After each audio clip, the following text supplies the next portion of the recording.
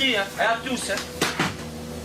Sans déconner. Hein. Minimum, il n'y a même pas le strict minimum. Au niveau de l'engagement, dans les duels, il n'y a que dalle. Chaque action, il y a pratiquement but. C'est quoi ce bordel? S'il y en a bien un sur lequel j'aurais parié qu'il devienne un jour entraîneur, c'est bien lui. Tiens, on tourne le cul, on n'y va pas, un ballon, on s'arrête.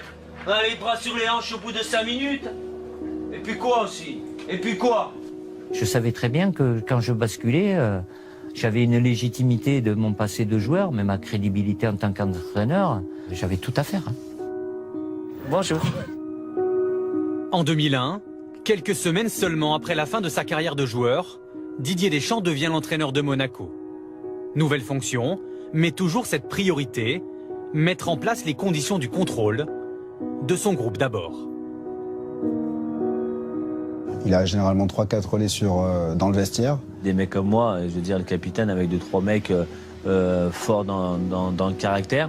Il t'implique et puis il te fait confiance et puis donc du coup tu n'as plus qu'à diluer tranquillement son message, à faire comprendre au groupe que le plus important c'est la gagne. Donc ça parfois c'est plus difficile à faire comprendre. Pas nécessairement bien joué mais la gagne. Quand il est arrivé, il a dit bon ben, les jeux, ceux qui perdent, ils faisaient des pompes ou faisaient des tours de terrain. On n'avait pas trop compris pourquoi en fait. Et après, il nous disait, voilà, si vous acceptez de perdre à l'entraînement, déjà d'une, vous vous donnez pas à 100%. Deux, ça veut dire que vous en foutez.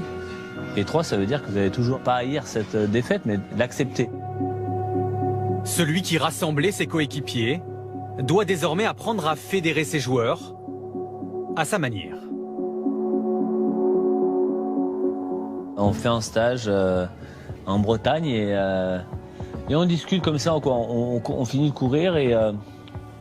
Il est à côté de moi, il me dit Ludo, je crois que là, on était au bord de plage. Il me dit si on va tous à l'eau, on va faire une grande saison.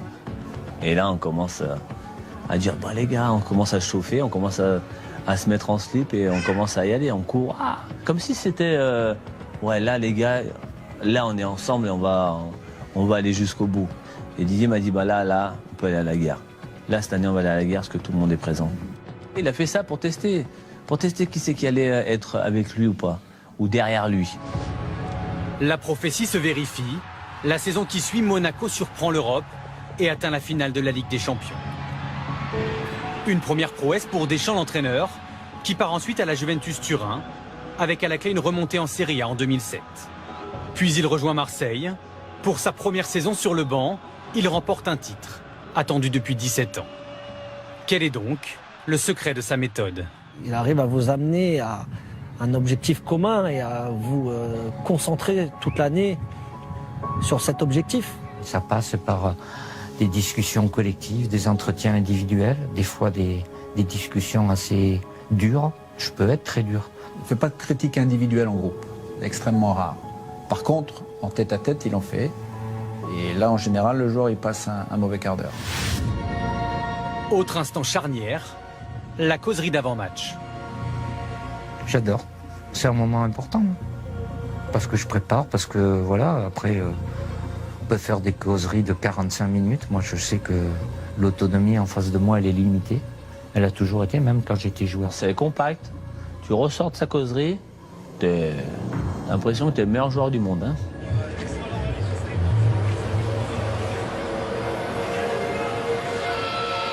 2010-2011, on va au Spartak de Moscou, si on gagne, on se qualifiait. Et on va à la causerie et il tourne la feuille du tableau, du paperboard, et elle était blanche.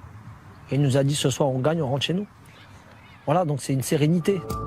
Les Monégasques, eux, se souviennent des mots de leur entraîneur avant leur quart de finale retour de Ligue des Champions, face au Real, vainqueur 4-2 à l'aller.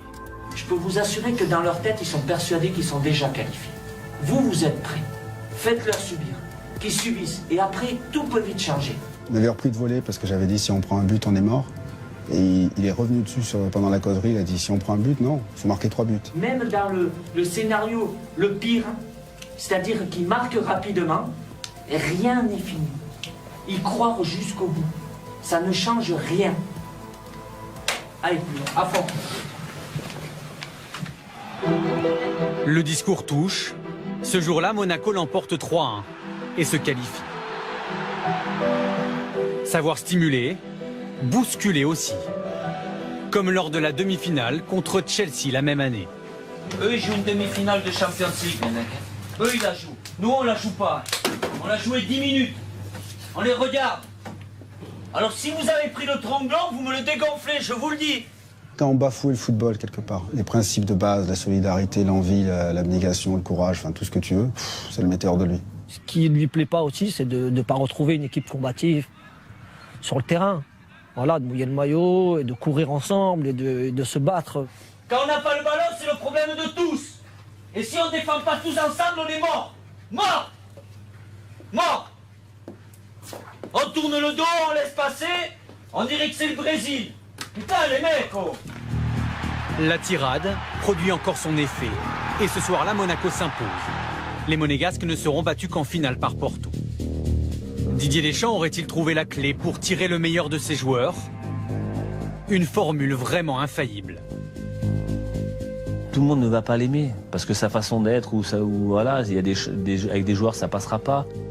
Parmi ses détracteurs à Monaco, Christian Panucci, Marcelo Gallardo et surtout Marco Simone, l'Italien ne cesse de critiquer les façons de faire de son entraîneur, jusqu'à la rupture. Il s'est mis en marge du groupe. Et il faut que vous sachiez aussi, si samedi matin, comme j'ai pu le lire, il était en train de s'entraîner ici à la Turbie et il n'était pas avec l'équipe à Bordeaux, c'est parce qu'il a tout fait durant la semaine pour ne pas se rendre disponible.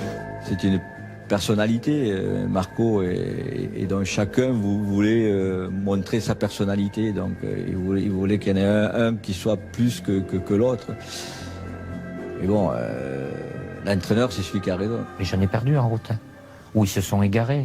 Tout dépend un peu des deux, quoi. Ça n'a pas toujours marché non plus, mais voilà, j'ai une ligne directrice, je m'y tiens.